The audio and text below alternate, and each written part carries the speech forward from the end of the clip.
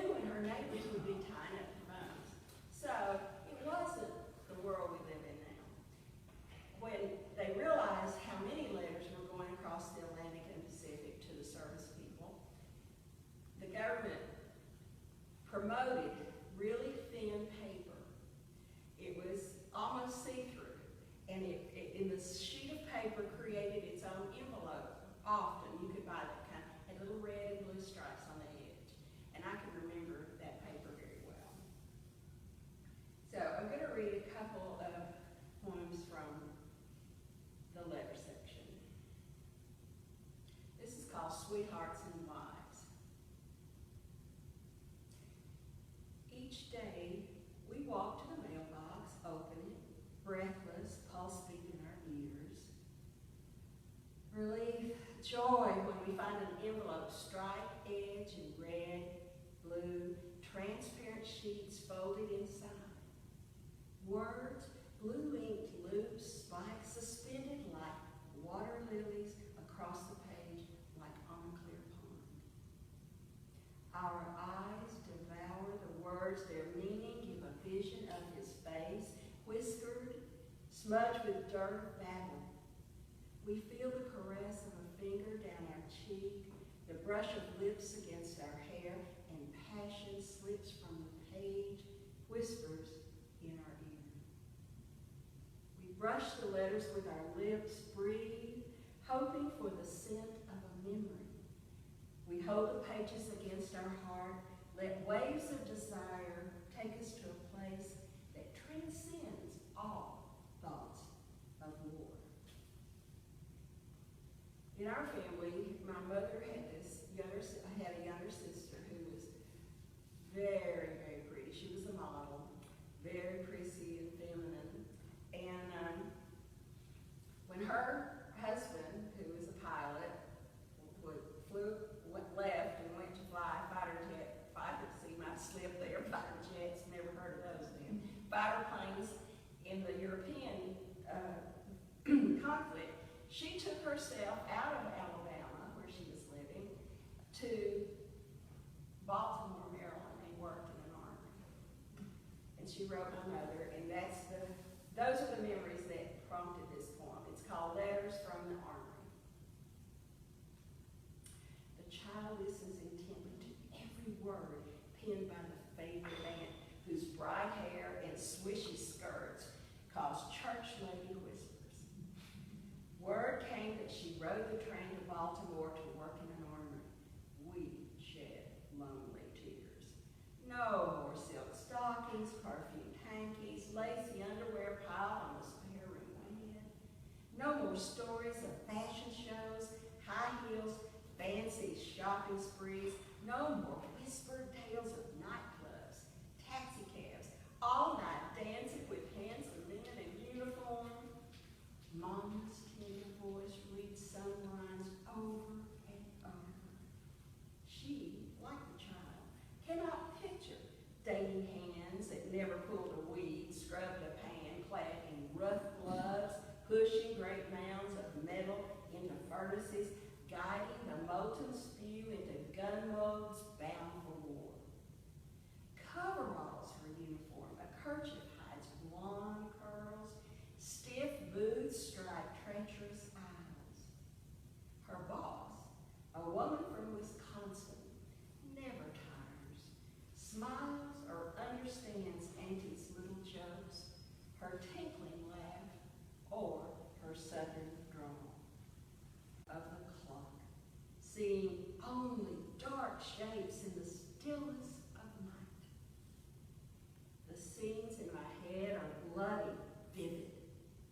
Listening to the loud, slow ticking of the clock, I think of how the war controls our lives. The scenes in my head are bloody, vivid. I cannot escape the images, the fear. I think how the war controls our lives. When I sleep, my dreams are battlefields. I cannot escape the images, the fear. I leave my bed, sit quietly in the dark. If I sleep, I dream of battlefields. I wake soaked with sweat, tongue trembling, afraid. I leave my bed, smoke cigarettes in the cold. Smoke settles round me like a bad idea.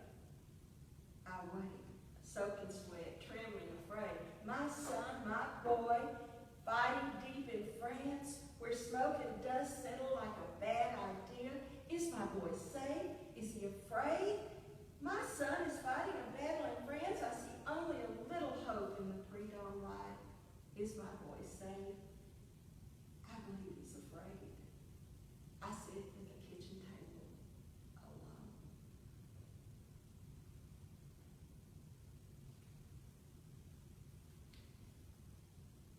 One of my favorite voices to write in are kids. Well, you know what I mean.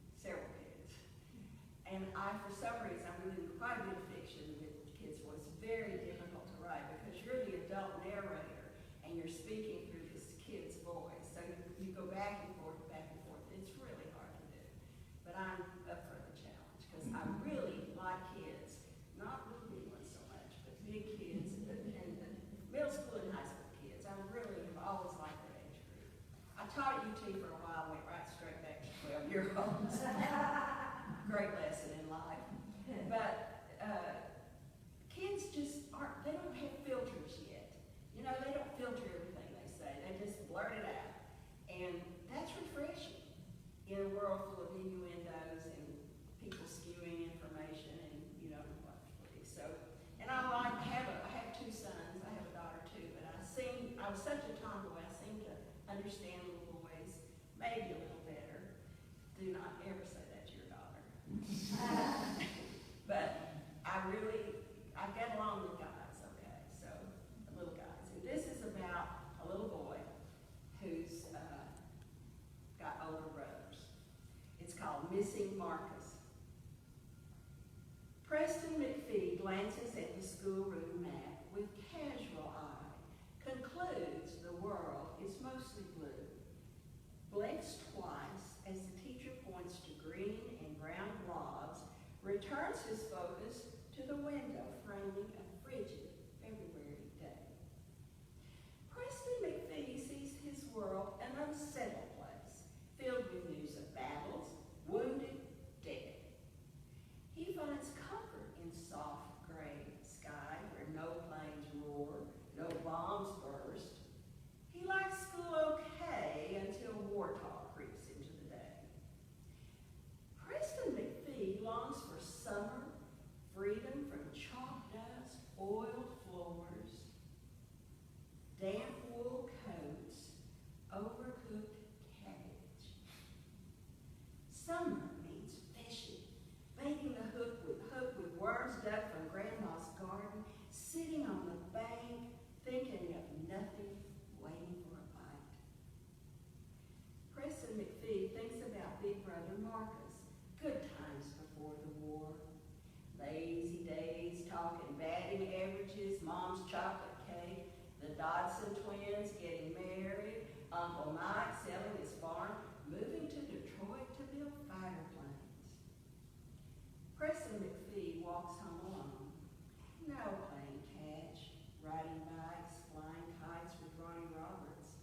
Not since the news of his dad, a gold star in their window now. He doesn't know what to say. Which words won't jinx his brother, make him die? Preston McPhee believes in magic, casting spells, looking for signs, carries a rabbit's foot, lucky arrowhead, says double prayers, touches a special rock, and chants Marcus' name. He repeats this ritual often, his boy heart aching to believe he will bring his brother home.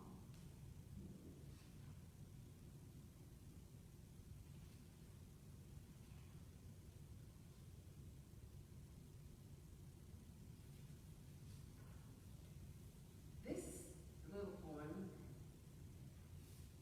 kind of out of my childhood. We had an opera singer in our neighborhood, and he was quite well known. He had to travel to get work, but there wasn't many operas in the town where we were living.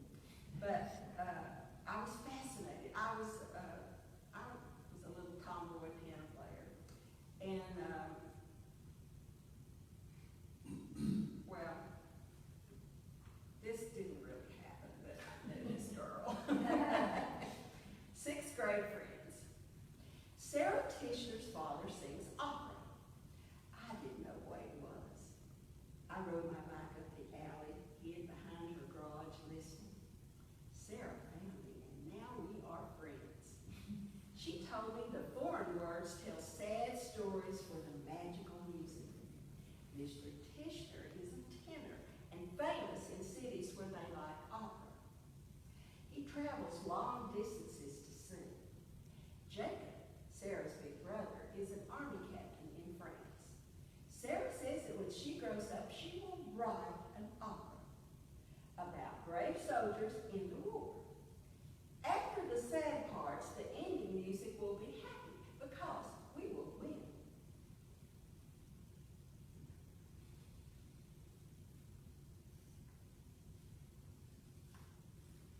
I never lived in Brooklyn, New York, but I lived a brief time in Manhattan, and I realized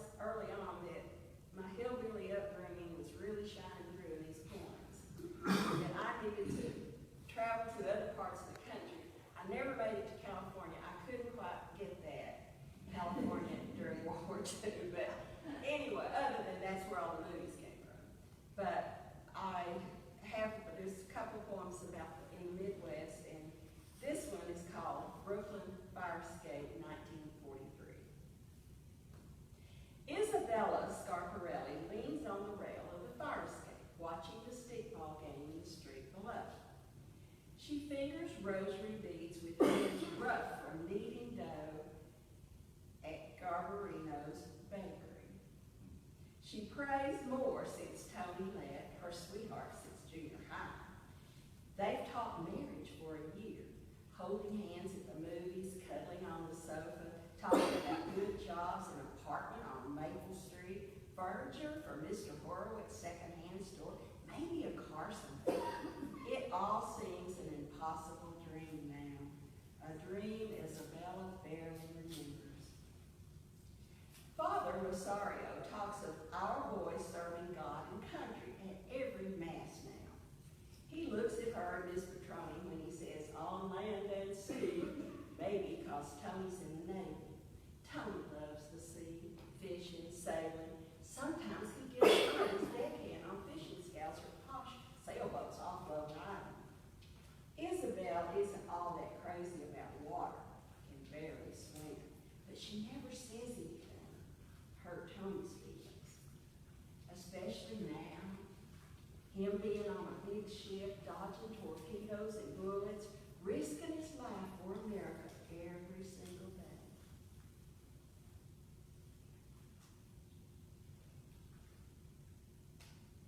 Well, I have to read this one. I wasn't going to, but it seems how certain people are here. My family, my ancestors were here when it was the territory of North Carolina. Didn't know a bit of this until I moved to Newport, and the county historian, Hetty Walker, presented me with the genealogy of my family, and I found out a lot more than I ever wanted to know. But they were an interesting lot, and the ones I did know, one of them that people said I was a whole lot like because she was born 30 years too soon was my Aunt May. And Aunt May smoked, tapped her foot impatiently when you were supposed to sing quietly and be polite, and said exactly what she thought almost all the time. And I loved her. She never had any kids. She was married to a military man who fought in World War II. So, to honor my Aunt May, she was actually my great aunt. And to honor town that still means a lot to me, this is called the Newport Train Station, 1943. Squat and red sat behind the courthouse, roof tiles marked with rust, soot. Folks hung around waiting for a troop train, slow grind through town. When soldiers leaned out the windows to kiss the girls, schoolboys slapped their caps against their legs, whooped and yelled. Methodist ladies handed up baskets of homemade cookies, Bibles, magazines, knitted wool socks. Jane Archer ran alongside every troop train, waving her arms, shouting over and over, "Have you seen my soldier? Have you seen Jeremiah Archer? Please tell me, have you seen him?" Till the caboose disappeared, leaving us all behind. Wasn't there a canteen near the station there? Well, I wasn't old enough to know that then, but I don't know. I've heard people in your Well, there was a talk kid, about- actually, now that you bring it up, I've got a point about that. Yeah. Have you read these? Well, I won't read that one, but Did you know William McSween? yes, Well, he used to talk about it. okay. Remember this? Well, all right. Yeah. I just have to dedicate, let me see if I wasn't gonna read it tonight, but I might, if I can find it. People say, don't you know where all this was? Well, I wasn't a book designer. The guy that designed this book stuff can just, but they were just on my computer in a hodgepodge way until he got hold of them. Well, actually, I had something to do with it too. I'll find it in a minute. I'll go ahead with what I was going to do. But the USO, actually, there's 2 points in here that mention that.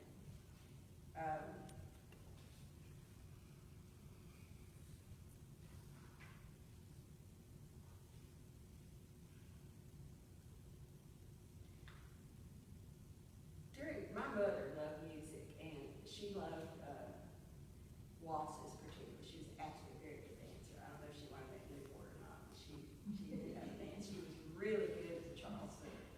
And when she taught me, a lot of my friends got to Charleston, and when we'd have parties and stuff, that wasn't the dance of the era in my high school days, but a couple of us, there's certain beats of music that we could Charleston to. Oh, boy, nobody could do that as well as we could. This is called They Play played the Blue Danube. They played the Blue Danube on the radio this morning, and I waltzed around the kitchen, imagined your arms around me, your cheek on mine. I remember the time we danced right out of the school gym, stumbled onto parked cars. You leaned me against Mr. Weaver's Packer and gave me a wicked kiss. I remember Kate Sawyer's wedding. The band played all our favorites. We danced every dance, hoping the music would never end. I remember we turned up the car radio on the river road, danced in the grass while the moon made silver magic on the water. They played the Blue Danube on the radio this morning, and I waltzed around the kitchen, felt your arms around me, held your memory in my heart.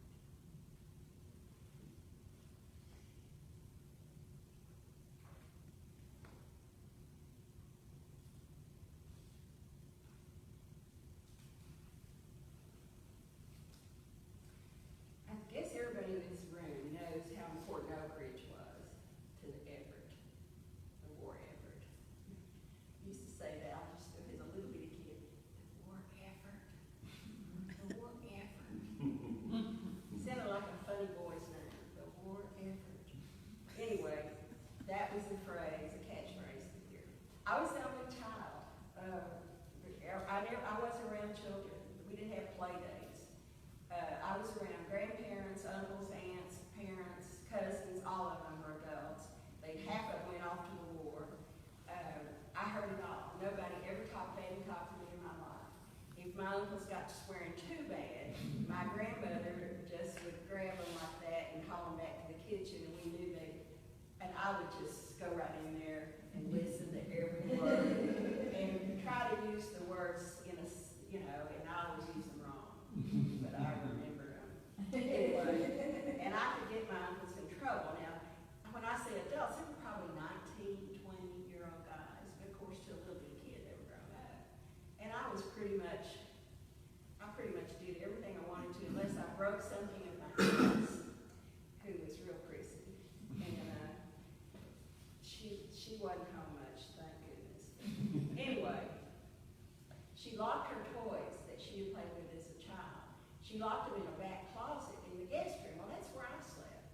And she told my grandmother, now Mother, she is not to go in that closet. I knew she was. She wasn't out the door to the bus stop. Boy, I was pulling those toys out. And my grandma would come look in the door with that wicked little smile. Put them back exactly like you found them. So I played with her toys. They were girly toys, and they kind of bored me, but I did. This is called Moving to Secret City. We loaded our pickup trucks with kids, hope, and bought-on-time furniture, wearing Sunday duds, took off for the hills beyond Knoxville. Mystery jobs waited for trustworthy folks from all over. Word went out fast. Call the man. They're hiring now. Lots of questions. Most passed the test. Honorsville, where we're from. The notice said they needed carpenters, plumbers, electricians, cement finishers, teachers, typists, welders, brick masons. Granddaddy Jenkins worried no one would stay to run the town but him and the rocking chair boys at Joe Parker's General Store. The wife said they always ran the town anyway. Beverly and Wanda took the trailways for promised jobs, needing nimble hands, quick minds. High school diplomas saved in suitcases, typing certificates too. Don't worry, Mama, Daddy, we'll be fine, we'll ride. Apartments shared with girls from Kansas, Ohio, Georgia, cute boys today, dancing on Fridays, grown-up times for working girls. Whispers ran around road curves, over telephone wires, scientists working night and day, hush-hush stuff. None knew what. All those hired took an oath not to tell. It's for our country, the war, said some. Others, not so sure. Maybe new weapons. Something big to end the war? Yeah, something big. And so I'll read one more poem. This is called My Hair Hangs Loose.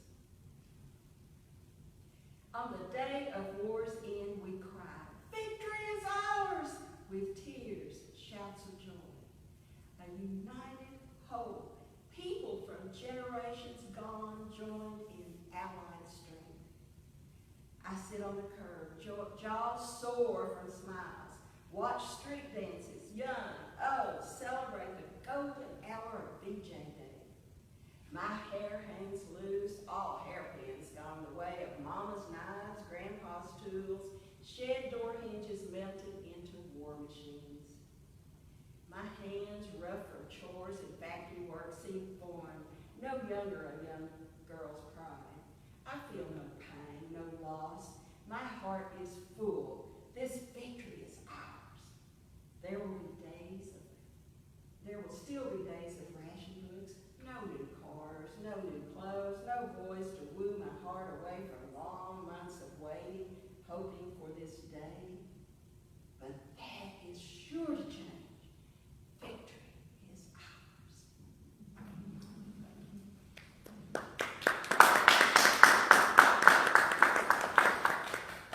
So, Let me ask you a question. Sure. What's the longest time you spent on one of the forms? Well, it doesn't work that way. I don't know. Okay, here's the answer. I don't know. But you get an idea, and like I was writing, I've got 2 points in here from Granger County or Joppa Mountain. I'm in love with Joppa Mountain. That's another story. But one day, and this happens. I'm reading a book by Elizabeth Gilbert right now, and she explained it.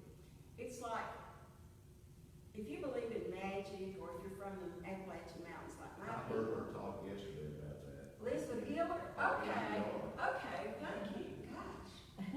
Thought there was only 2 girlfriends of me that heard that from NPR. Thank you. Anyway, she believes, and I've had this happen, it doesn't have long, that a poem just comes. It's just almost like it's something that's hovering right here, and you've got to move over and stop and let it just come into you. Well, that happened to me in Granger County 2 times about Joppa Mountain, and some other poems came that way. But I've never done clock time on a piece of work. I've had things go just real quick and not need many edits. I've had some of the simplest ones, some of the shortest ones that everyone, like the one where the daddy's sitting, that's a form poem, and it repeats lines. And I've probably spent, it's just not very long, but I probably spent 10 hours if you condensed it. I was astonished to hear Jane Kenyon say, or read it, was an interview that was done. She sometimes would spend 3 months on one point. Yeah, because you keep going back. It's not like every morning you get up and go back to that poem. You just let it ferment. Right. And it's really interesting. This book was written deliberately for the little man in Johnson City. Obviously, he was not PhD. You can't have it at UT and for an MFA or anything else. He said since high school. And I've got 3 college degrees, but I had a neighbor when I lived in Newport who had dropped out of school in the 3rd grade and signed his name with an X, and he's one of the most brilliant people I've ever known. I respected him totally. He taught me things about the forest and animals that me, this important science teacher, never knew. And I don't, I'll read all those letters after your name, but I really sit on the back of your pickup truck with you and get to know you. I think we're all people, and Margie and I have a whole different friendship from what your daughter and I have, but they're equal in my mind. You see what I'm saying? It's just we're all in this together. So that reminds me of the story of John Hendricks in Oak Ridge. Are you familiar with that guy? That prediction he made, which was supposed to be around 1915, 1916, someday this place was going to be filled up with factories. I'm trying to find a copy of that book. You don't know where? It's out of print. Which book? I don't know the title. I can't remember the title. I've got it on Amazon. Is that the one with Robinson? I can't remember the first name. You got a copy? Oh, no. I had a different question. It's yeah, you can still get it. I worked at Oak Ridge for if it's the Robinson book, and that story is in there about John Henry. Well, my publisher is in Oak Ridge, Ours Press, and he suggested that I get that book 3 years ago, and I still haven't been able to find a copy. So I can't even find anybody to loan me theirs to read, so that's okay. It's up at I know it's at the Children's Museum. Well, okay. So you might check there. Anyway, my grandfather had a restaurant in Oak Ridge at one time, and so. During the war? Right at the end and later, and he sold it and got out of the restaurant business because he said that was a foolish venture in the first place. Anyway, so did you relate it all to the moving to Secret City point? I mean, did that sound familiar about Oak Ridge? Oh, absolutely, absolutely. You know, that famous thing, Oak Ridge was so strange to people back in those days because if you were manufacturing something, there had to be smoke, there had to be, all this stuff going on, and everything was coming in, and nothing didn't seem to be made, and nothing seemed to go out. And some guy said, I don't know what it is they're making in there, but it looks to me like it'd be easier to go out and buy it. And in the end, what they manufactured filled 2 suitcases, and that was the uranium, refined uranium. Jay Searcy did a great book. I don't know if you read it or not, and I would recommend it. I've seen a couple of copies used around for it. He interviewed his high school graduating class from Oak Ridge. They were all there during the war. Wow. And he said, he's a Pulitzer Prize-winning newspaper reporter, by the way. What's his name? Jay Searcy, Searcy, and he lives in Telco Village now. But he realized they were all getting old and dying, and so he went around and tape recorded their stories, and then transcribed them and went back and said, "Here's what I'm writing. Is this okay?" And they could edit and all. It's fascinating because it's from each individual's perspective. And what I had never seen, because you didn't say, "Hey, let's go over to Oak Ridge and see what's going on." You did not go to Oak Ridge unless you had credentials or whatever you had to get in. So, and there are photographs either. It's hard to find them. And it was a muddy mess. And they put down boards to walk on in the mud. It was awful because it had just been there. And they just came in and built it, those little flat top houses and all. So I was always fascinated to hear what little bit that my granddad did talk about it. But later, of course, we knew a lot about it. Well, I was there in the 80s, and we wrote a book called These Are Our Voices, where I just got people who participated in the war to write their story. And I would say that probably 80% of the people who wrote for that are dead now. But they were still pretty violent. These people had been there from the beginning. Wallow Cone and some of these people are very, very famous. I had a lady buy a book, actually a couple books, in a reading recently, and she told me, she delivered, she wanted me to sign a certain way. It was for her grandfather, who fought in World War II, and I said, "How old is he?" She said, 92, but he's sharp as a tack. And I said, "Great." And I said, "So, when you read this, are you going to read it to me?" She says, "He'll probably read it to me." And she said, "But he'll love it." And I said, "Oh, good." I did interview a couple. I went out to a assisted living place for military people. Jay Searcy and I did, and we did a reading there before I had a book, just a few of the poems. And that elderly military audience was one of the best audiences I ever had anywhere. They really had this up. But it was very interesting. I rented a room from a woman named Jacinta Howard. Her husband had been in Berkeley, where they worked on the electromagnetic process. And she told me this fantastic story, which segued right into the project we were doing. One that she was telling me about her husband, that sometimes these were fair-haired scientists who came from these top research areas. I think his badge number was something like 6. He was one of the first people on the site. And she was telling me one night they would send him to Berkeley to do extra work or maybe to train people out there. So he made a trip, was on a streetcar. And when he was on the streetcar, the guy driving the streetcar turned to him and said, "Hello, Mr. Howard, Dr. Howard, how are things in Oak Ridge?" He said he realized they were following him wherever he went, they were following him. So then I was doing a book, this book with, oh God, I forgot his name now. It's in the book. Chris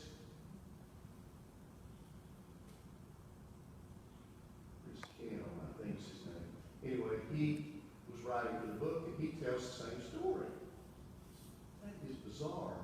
So I went to him and I said, "Well, who did you go out there with?" He said, "Oh, Fred Howard and I went together." And I said, "Well, you know, Jacinta told me that this happened to him." I said, "Did he ever talk to you about this?" "No, he never told me." It was drilled into their head, you don't talk about any of this. They never talk about it, but the same. Jay mentions that it was sometimes really hard, even though he was one of them. Yeah. They were reluctant to.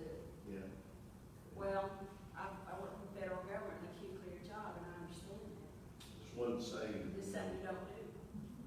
One guy said, "We don't even talk even in our sleep. We don't even talk." That line is in one of the stories. Yeah. Does anybody, before we leave, does anybody have a story from your family about the era? I mean, like I'm not going to pretend you as old as I or anything, but do you remember something your mothers or your fathers or anybody told you? What? Well, I was going to say, usually a 92-year-old person who was sharp as a tack. I was going to say, here's another one. 92, sharp as a tack. Oh, okay. I wish I'd come to you out of there if you did for work, but I'm writing another book, so I ain't writing. I'm going in the Southwest Pacific on a week this year. Oh, I had an uncle that did books in the Southwest Pacific. Well, you're both lucky. Oh, yeah. Yeah, that was rough. There's a poem, I use names for my family and people I taught. Jay Garbarino was one of my students, and I used, because it's Italian, I used that in a poem. And there's, See, you know, you put his name in there. he does if he bought the book. He's on Facebook with me, but no. Okay. I I didn't pick have- up with him all the time, I'll have to remind. Okay, I didn't have to get permission. You're not the only one in the world with that name, so you don't have to get permission to use names. If you're real specific, you have to. And another kid, grown up now with a kid of her own, who came to read, Judith Dawson, her little girl Karis came, and she sent me a photograph. They had to leave early to go to a party. And I understand that. And she sent me a photograph of Karis at the party reading my book. My book won over cake and ice cream for a little girl. And so I sent it to my, I'm in a women's group. We're all writers, but we meet for another reason. And I sent it to them, and I said, and one of them shot it back, "Put that on your website right this minute." And I don't have a website. It's a waste of time these days. You better off on Facebook, so save your money. But anyway, I have to get permission from Julie to do that. I can put it on my author's page, maybe on Amazon or something, but I wouldn't dare. Even though Julie puts her kids' pictures up there day and night, I wouldn't dare do it without permission. It's just you just don't do that. But it's a precious picture. Here's this little girl. She's a precocious child and gifted, so she's really reading it. My son said, "Oh, Mom, she's looking at the pictures." I said, "That too." But anyway. So, well, thank you all for coming. I have books, and I'm happy to sign it if you want one. Or if you had one and you haven't signed it, if you brought it with you, I'll be happy to. Thank you.